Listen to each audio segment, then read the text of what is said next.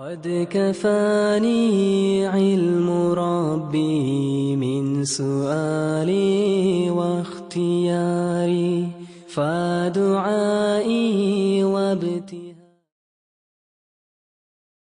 Assalamu alaykum savoqdoshlar. Hozir biz 18-darsni o'qiymiz. Bugungi darsimizda o'rganmoqchi bo'lgan mazmun nima deganda ikkilik ism.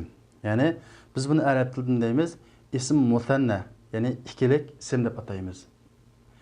Xo'sh, endi ikkilik ismni yasash arab tilida nihoyat bir oson. Masalan, har qanday ikkilik qilmoqchi bo'lgan so'zga alif bilan nunni qo'shish orqali ikkilik ism yasay olamiz. Qalamun desek bu bir qalamni ko'rsatadi.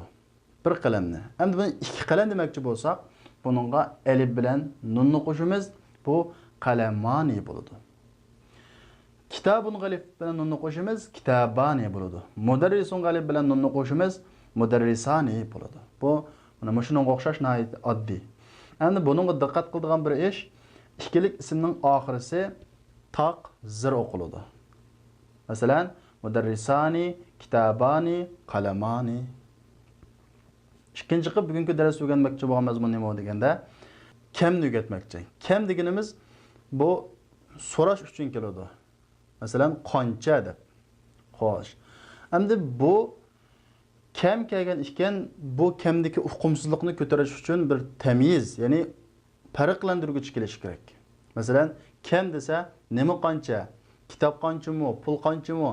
desa, kam kitaban indak desam, sening qishingda qancha kitob bor. Demak, kam kitaban, o'sha yerdagi kitaban degan so'z kamning uqumsizligini qanday qildi? Ko'taribdi. Shuning uchun biz mush kamdan keyin kelib, kamdagi uqumsizlikni ko'targan so'zni biz arab tilida tamyiz deb ataymiz. Kamning nimasi bo'ladi? Tamyiz bo'ladi. Kamning tamyizi doim zavar o'qiladi. Kam kitaban indak, kam qalaman indak, kam taliban fi faslikum deganga o'xshash. Xo'sh, unda bo'lsa, biz darsimizni boshlaylik. Oldi bilan yangi so'zliklarni o'qiymiz. Bismillahirrohmanirrohim. Al-kalimatul jadida, yangi so'zlar. Kam, qancha. Al-aidu, hit. Al-ajalatu, chaq. Ajalatun, chaqlar ko'pligi. Velosipedning, mashinaning har qanday narsaning chaqqiga ishlatiladi. Ajalun, bu chaqlar ko'pligi ikki xil chiqadi. Al-hayyu, kanat, mahalla. Ahya, kanitlar, mahallalar. Ar-riyalu, riyal, ya'ni Saudiya Arabistonining pul birligi. Riyalat, riyallar. Ar-rak'atu, bir rakat, ya'ni namozning bir rakati. Rak'at, rakatlar. Al-mistaratu, sizg'uch, masatiru, sizg'uchlar. Shunda bo'lsa biz tekstni o'qiylik. Tekstni o'qigan vaqtimizda ikkilik ismlarga diqqat qilinglar. Ad-darsu ath-thamina 18-dars. Kam akhan laka ya Muhammad? Ey Muhammad, sening qancha o'g'il qarindishing bor? Li akhun wahidun, mening bir o'g'il qarindishim bor. Va kam ukhtan lak, va sening qancha qiz qarindishing bor? Li ukhtani, mening ikki qiz qarindishim bor. Kama ajalatan lid-darrajati ya Muhammad? Ey Muhammad, velosipedning qancha chaqi bor? Laha ajalatan, uning qancha chaqi bor? Ikki chaqi bor. Kama aidan fi sanati ya Zakariya? Zakariya, bir yilda qancha hit bor? Fi sanati aidani, bir yilda ikki hit bor. Huma Aidul Fitri va Aidul Adha. O'shkisi ro'za hit va qurban hit.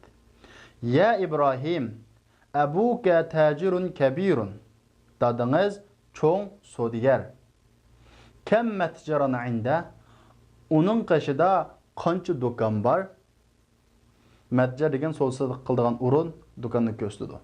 Indahu matjaran kabiran. Uning qishida cho'ng ikki do'kon bor. Kam nafidatan fi ghurfatika ya Ismoil? Ismoil, yataqingizda qancha dariza bor? Fiha nafidatan. Uningda ikki dariza bor. Limen hâzâni defterâni. Bu iki defter kimnin? Huma li. O ikisi minin. Limen hâtânil mistaratâni. Bu iki sızgıç kimnin? Huma li. Xo'sh, unda bo'lsa tekstda biz azroq askarlashga tegishli masalalarning qatoridan hadanimu oxirga alif bilan nunni qo'yish orqali ikkilik o'zgartamiz. Hada birlik, ha, erlik birlik. Hadani bo'lsa erlik ikkilik bo'ladi. Endi hadihi necha bo'lsa bu unga o'xshamaydi. Hadihining ikkiligi hatani chiqadi. Ya'ni ayollik ikki narsani ko'rsatadi. Mistaraning oxirida ayollikning ta'siri bo'lg'achqa buningga ayollik shaklda kelgan. Xo'sh, endi qarab boqadigan bo'lsak, biz bugun o'rgangan kam va kamning tamizi nihoyat ko'p uchraydi. Masalan, kam'idan qancha hid. Demak, qancha degandagi uqumsizlikni aydan degan so'z ko'taryapti. Shuning uchun aydan kamning nimasi bo'ldi? Tamiz bo'ldi. Shuning uchun zabar o'qildi. Fi sanati aydani. Bir yilda ikki hid bor. Ya'ni aydun oxiriga alif bilan nunni qo'yish orqali biz qanday qildik? Ikkilik o'zgartdik. Ya'ni ikki hid bor. Xo'sh. Unda o'sha mashq qarayli. Tamarin. Ko'nikmalar. Birinchisi ajib anil as'ilatil atiya musta'milan al-musanna. Tuandagi savollarga javob bering. Ikkilikni ishlatgan holda. Ya'ni ikkilikni ishlatgan holda tuandagi savollarga javob bering deydi. Tuandagi savollarga ikkilikni ishlatgan holda javob beramiz. Endi yana bir eskartib qo'ydigan bir masala. Biz ilgirki darsimizda inda bilan laka, indi bilan lininki farqini tushuntirgan. Indi deganimiz mening qashimda, bu odamda mengu tumaydigan narsalar uchun ishlatiladi degan. Masalan, menda qalam bor, menda pul bor, menda uy bor, menda mashina bor deganga o'xshash.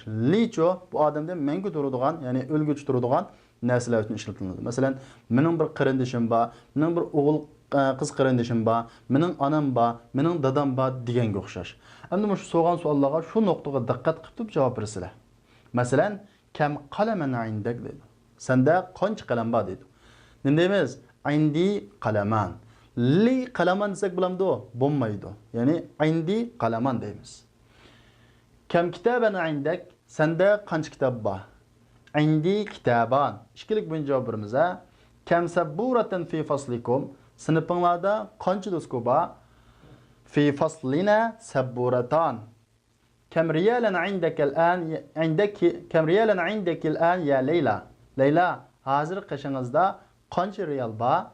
Indi riyalan. Endi mana qarayli. Kam uxtan laka ya Ali.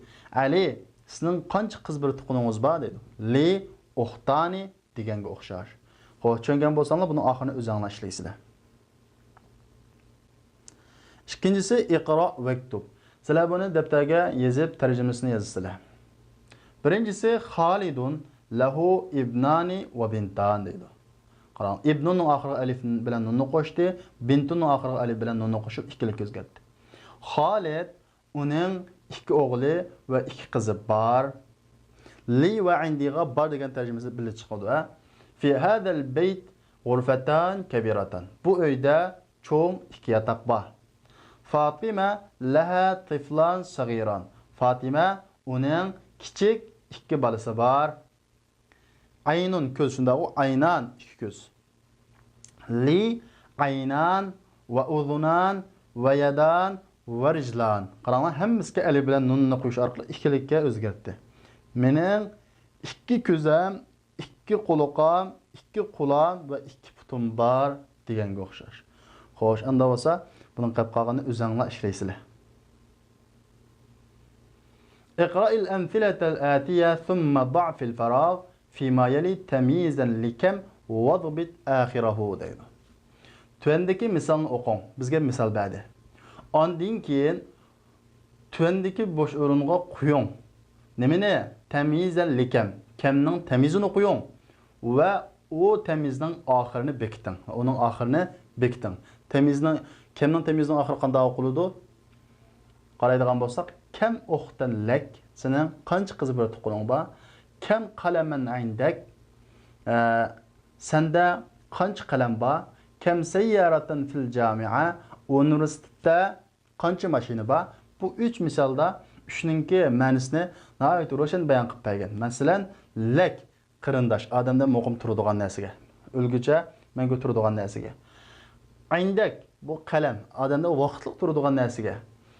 Ficho bir narsaning ichida, universitet, maktab, uy, masjid deganga o'xshash. Xo'sh, unda bo'lsa, biz o'sha kamga bir tamyiz qo'yamiz. Birinchisi qarang.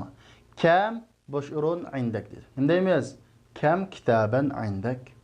Kam bosh o'rin. Ham lak gapdi, meningga lakka cho'qim shu lakka munosib keladigan buni qo'yamiz. Nima deymiz? Kam axan lak. Kam fi gapdi qarang. Fi. Nima deymiz endi? Kam fi hada shar. Bu yo'lda qancha debdi. Nima? Fanadiqa. Kam fanadiqa fi hada shari'. Bu yo'lda qancha mehmonxona bor. Kam masjidin fi qaryatik. Kentingizda qancha masjid bor. Demak, ma fining ishlatish o'rnini aytishdan chiqibdi ma mashqda. Kam taliban fi faslikum. Sinfinglarda qancha o'quvchi bor. Endi qolib qolgan o'zinglar ishlanglar. Dördüncüsü havvilil mubtada fi kullin minel cümelil atiye ila musanna. Tövendeki cümledeki hemmisdeki mubtadani ikkilikka aylandırın deydi. Xo'sh, mubtada ikkilikka aylanırken onun ayrışıp keldiğin xabar maqanda buludu, ikkilik şekilde keldi. Mesela, hada kitabun. Bu kitap. Bu cümlede hada mubtada, kitabun xabar. Hadani ikkilik aylandırırsak, hadani buludu. Onda olsa hadani kitabani. هذا قلم هذان قلمان هذه مسطرة هاتان مسطرتان هذا طالب هذان طالبان هذه طالبة هاتان طالبتان mana muşuna o'xshash. Qolgan o'zingizlar ishlanglar. 5-incisi iqra'il kalimatil atiya vaktubha ma'a dabt awakhiril kalimat deydi. Endi biz degan 5ta ikkilik ismning oxirisi zir taq o'qiladi deb. Mana tuvandagi so'zlarni o'qing va oxirlarini bekitish bilan birga yozing deydi. Qaranglar. Kalbani, maktabani, qamisani, axawani, mindilani, mistaratani, uxtani, imraatani. Demak, buni zir taq holatida davom, zir taq holatida o'qiymiz. Ikkilikninki nunini. 6-incisi fennil kelimatil atiya. Tuvandagi so'zlarni ikkilik qiling deydi. Fanni degani nima? Ikkilik qiling. Sayyaratun hammasiga alif bilan nunni qo'shsak bo'ladi. Sayyaratun, sayyaratani, tabibatun, tabibatani, waladun, waladani, lughatun, lughatani, sadiqun, sadiqani, tajirun, tajirani. Xo'sh, tushungan bo'lsanglar, oxirgi ikki qurni o'zingizlar ishlanglar. Xo'sh, savoqdoshlar, unda bo'lsa, bugungi darsimiz bu yerda oxirlashdi. Kelarki soatlik darsimizni ko'rishaylik. Assalomu alaykum.